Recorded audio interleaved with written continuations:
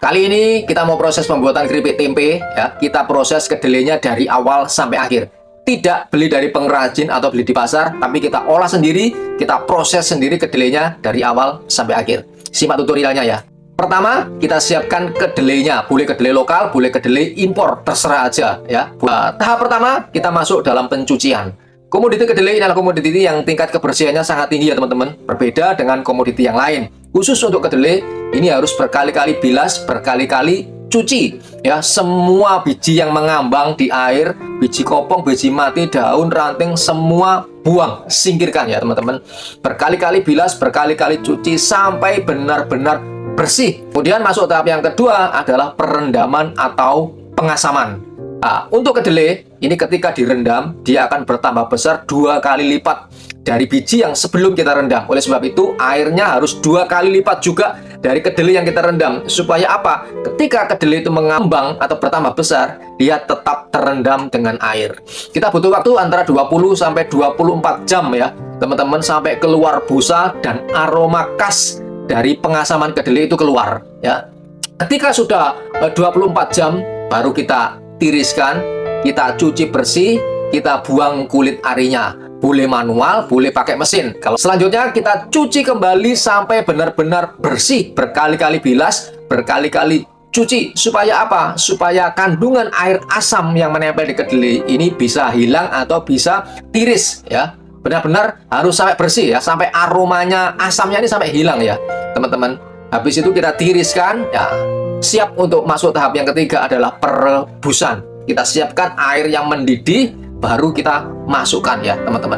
Rebus kurang lebih 30 menit sampai 40 menit ya, tergantung berapa jumlah banyaknya kedelai yang akan kita rebus. Tetapi harus tetap dites rasa ya. Rasanya kalau masih keras itu berarti masih kurang matang atau masih mentah. Dan yang terpenting aroma dari kacang kedelai yang sudah matang itu berbeda ya teman-teman. Kalau aroma kacangnya, rasa kacangnya ini sudah benar-benar matang, angkat dan tiriskan ya. Tiriskan dulu sampai airnya benar-benar turun, baru masuk di tahap pendinginan.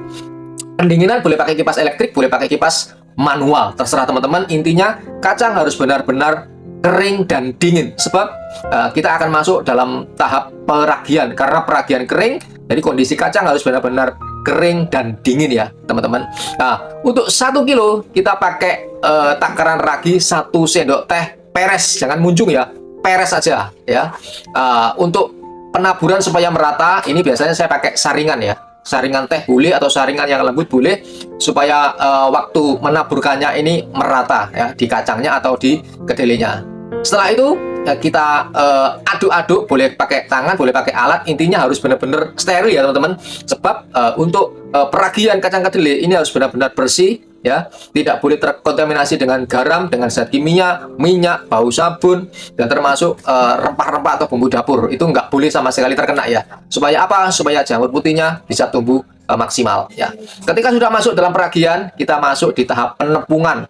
Penepungan kali ini saya pakai perbandingan 1 kilo banding 800 gram ya, atau 1 banding 0,8. Jadi perbandingannya tidak sama ya, tidak 1 banding 1. Tetapi untuk 1 kilo kacang kedelai saya pakai 800 gram tepung tapioka ya. Aduk campur merata sampai benar-benar tercampur sempurna antara kacang dengan tepungnya ya. Setelah itu masuk di packing ya. Saya gunakan plastik ukuran 8 cm ya ini teman-teman. Dan ketebalan 0,3 dan panjangnya menyesuaikan ya. Boleh 30 cm, boleh 40 cm tergantung teman-teman. Untuk packing kita harus benar-benar padat dan keras untuk antisipasi supaya waktu perajangan nanti tidak pecah atau ambiar ya. Nah, ketika packing sudah selesai, kita gantung-gantung ya teman-teman. Sebab apa? Kita butuh sirkulasi udara yang bagus kalau digantung. Kalau cuma diberdirikan ya nanti bisa lembek, bisa jatuh. Kan kalau berdempetan, ini suhu tempe ini bisa naik. Kalau suhu tempe ini bisa naik dan panas, nah ini akan merusak kacang yang ada di dalamnya. Oleh sebab itu harus digantung dengan jarak tertentu, boleh 5 cm, boleh 4 cm, asal tidak menempel ya. Kita tunggu kurang lebih 35 jam sampai 40 jam. Kalau dulu kondisi normal, kalau kondisi lagi hujan atau dingin, bisa sampai 48 jam atau 2 hari 2 malam, bahkan bisa sampai 3 hari ya teman-teman. Tunggu sampai benar-benar keras betul, baru kita masuk dalam perajangan. Nah, khusus untuk keripik tempe ya, ini kalau bisa sekali proses harus kita goreng sampai habis ya. Jangan sampai tertunda, besok disimpan di kulkas dulu, besoknya kita goreng, ini rasanya, aromanya dan teksturnya akan beda ya teman-teman. Kalau berhalangan ya tidak masalah, tapi kalau tidak berhalangan, usahakan sekali proses tuntas dan habis. Nah, ini bisa membantu buat teman-teman semua, bisa juga untuk kita belajar, bisa juga untuk ide jualan ya. Tetap semangat, tetap belajar. Salam jamur putih.